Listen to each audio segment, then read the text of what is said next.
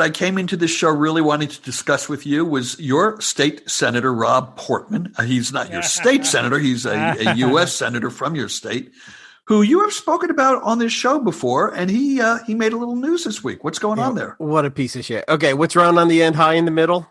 Ohio. Yeah, Rob Portman, who, if anyone's listened to the show more than once, probably has heard me call him a piece of shit, knows how much I dislike him. Yeah, what?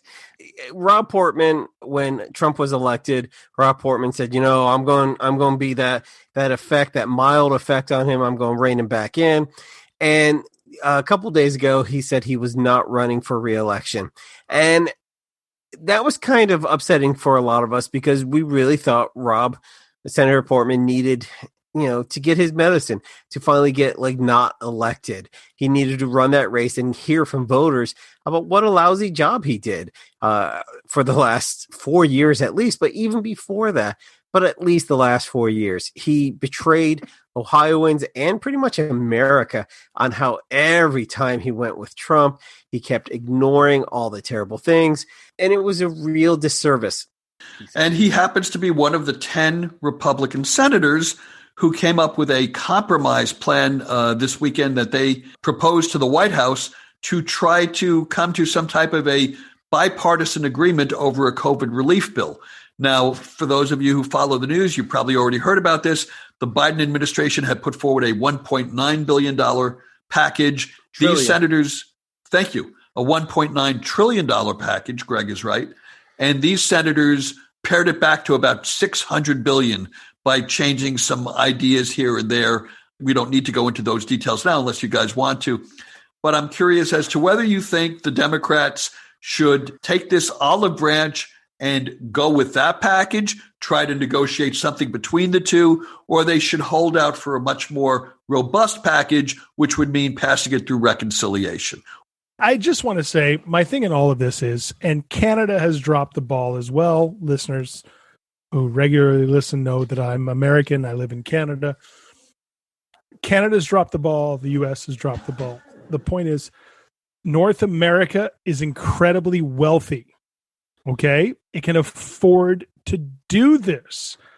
The thing that's driving me crazy about COVID-19 is that if we would just spend the money and shut things down and struggle through it, we would get through it. What you're seeing is the countries that have done the best with COVID-19 are the ones that shut everything down, were very strict, and they got through it. America and Canada, they have the money to do this. It seems that when it comes to the average everyday person and the average citizen and some kind of a catastrophe like a pandemic, suddenly we start going, where's the money? Where's the money? Where's the money?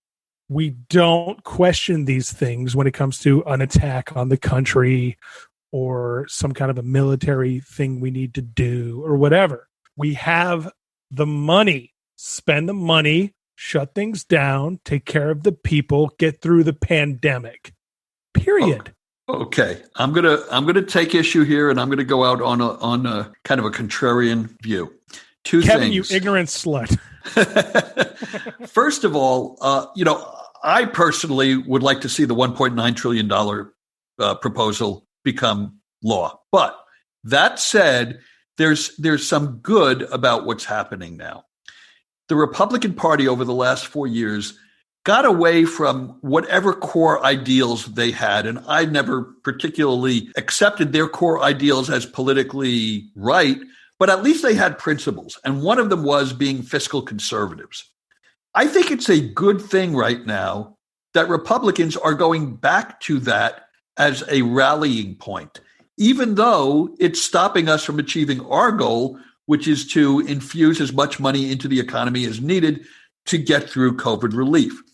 Because, again, the Republican Party, in my opinion, has been lost for 4 or 5 years. They've lost their ideals. I think it would be better to see them coalesce around what used to be their core principles, which would kind of help them excise Trumpism. Greg, you had something to say.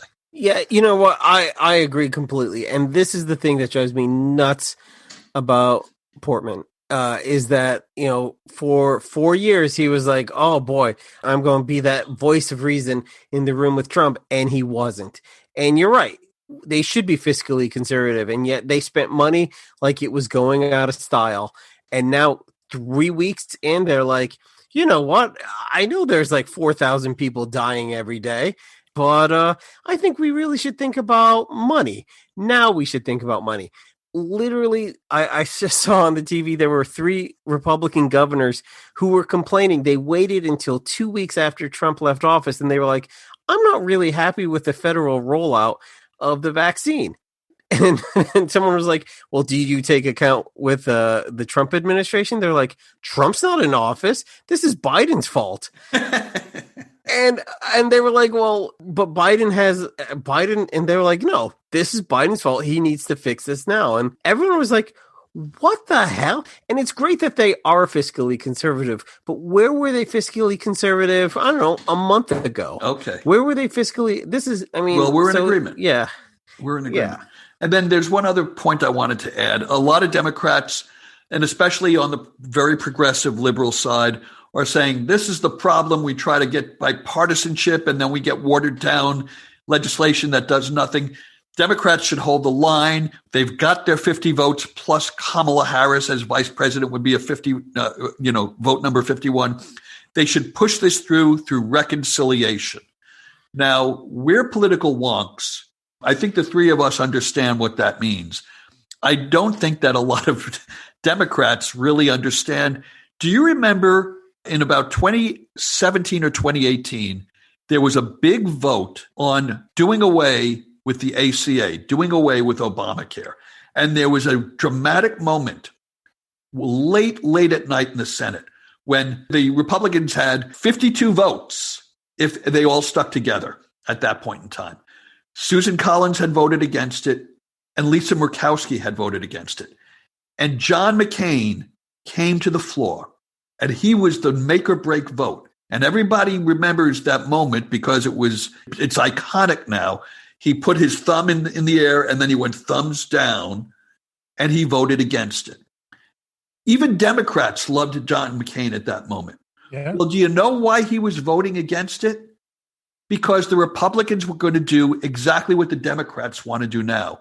Instead of going through what they call in the Senate regular order, which means using the rules of the filibuster to demand 60 votes to pass legislation, the Republicans tried to do that with 50 votes plus Mike Pence's if they had needed him. And McCain said, not that I don't agree with doing away with Obamacare, because he did. He said, this is not the way to do it. We should be doing this through regular order. And now it's Republicans who are saying that, and it's Democrats who are saying, screw regular order. Let's use our power to get this passed any way we want. First of all, it's not going to happen because Joe Manchin isn't going to vote with Democrats. So even if you think that's the way to go, Democrats, you're living in a fantasy world because Joe Manchin is a Democratic senator and he won't vote for that $1.9 trillion budget. So what are you going to do? I know you say that, but I think there's 1 or 2 Republicans who want to be reelected in the next 2 years who are like, oh, once again, 1.9 versus 600. And that's great. And I know there are wonks, but the only thing that's more important than that whole great moments and great speeches is results. And right now, 1.9 trillion, well, that gets you results. So what you're saying is you think that they could pass it through reconciliation because even if they lose Manchin, they'll get 1 or 2 Republican votes. Yes. And okay. I think guys like Ben Sass, I think Collins at this point, Murkowski, even not Collins because she signed up for that $600 billion. And but Murkowski did too. They're not going to get those 2 votes. I don't think. Then Romney will get 1 or 2. But I'm telling you, there are people who are thinking, look, I need to get relief to my peoples, and this is the way to do it. There are governors who are screaming like, we need help. Unemployment is not exactly going down on its own. People need heat. People need water. People need apartments. I can tell you this. When we look back at the Spanish flu, we look back at 1918, and we look back at major crises, people do not look back and talk about the money that was spent. They look back and they talk about how quickly we recovered, how quickly people were helped, how quickly we moved on. And in the end, that's going to be, looking forward in the history books, that's going to be what people remember about this. They're not going to remember how much money was spent. They're going to remember how quickly we recovered and we came out of it. We can argue all we want about how much we're spending, but history will look back at how quickly we bounce back. This is Brad Milkey of ABC News Start Here podcast with your sports update. Down 1 star, the Golden State Warriors keep winning thanks to the rejuvenation of another. We'll explain coming up. Me, but also you. The Pharaoh fast forwards his favorite foreign film, Powder Donut. Okay, what's my line? The only line I see here on the script is get options based on your budget with the Name Your Price tool from Progressive. Oh man, that's a tongue twister, huh? I'm sorry, I'm gonna need a few more minutes.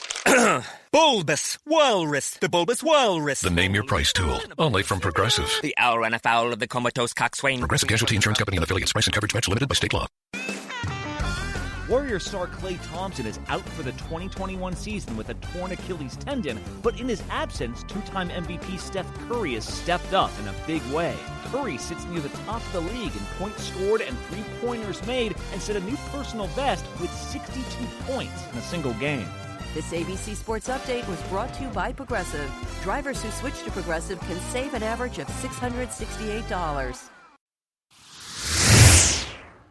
And then finally this week, we've been talking about national politics and in the case of Myanmar, international politics, but we rarely touch on local politics these days. But I wanted to touch on local politics because we've been talking now about Democrats versus Republicans and, attempts at bipartisanship. Of course, we know that the country is harshly divided over partisan divides.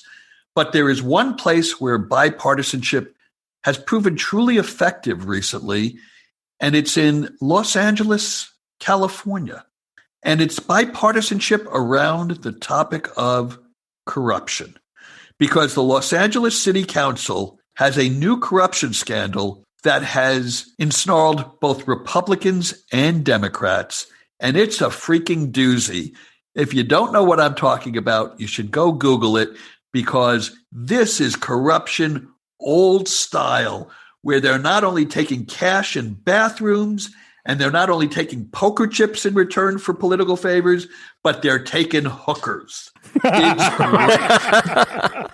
This scandal apparently started breaking in 2017, where these guys, there's some developer, some billionaire Chinese developer who wanted to get involved in some projects that were being developed under the auspices of the city. And they went to these councilmen to get meetings, to get introduced to the people that were deciding who to give the contracts to. And a guy named Mitch Anglinger, a councilman, a Republican councilman, city councilman in Los Angeles, pled guilty and has now been sentenced to a fairly long prison sentence. This guy took $10,000 and $1,000 in poker chips in a hotel room. Plus, he accepted $5,000 on a separate occasion in a bathroom in Vegas. Plus, he was part of some group who accepted the wiping out of $34,000 in bar tabs. $34,000 in bar tabs. And he went back to his room with a hooker that was provided by this businessman, or as they call him in Vegas, an escort. This guy admitted to it, and he got caught. Now, that's a Republican. There's also a Democrat named Jose, I'm not going to pronounce his last name right, Huizar. Pronounce it however you like. And another guy named Curran Price and another guy named Herb Wesson. They're either current or former councilmen. They're also, the FBI got the goods on them, and they're, in the process of going through the courts now. So for those people, it's alleged corruption. Legally, I guess we have to say they're innocent until proven guilty, but most of them are going down. And in the case of this one fella, Huizar, I mean, we're talking about almost $1 million in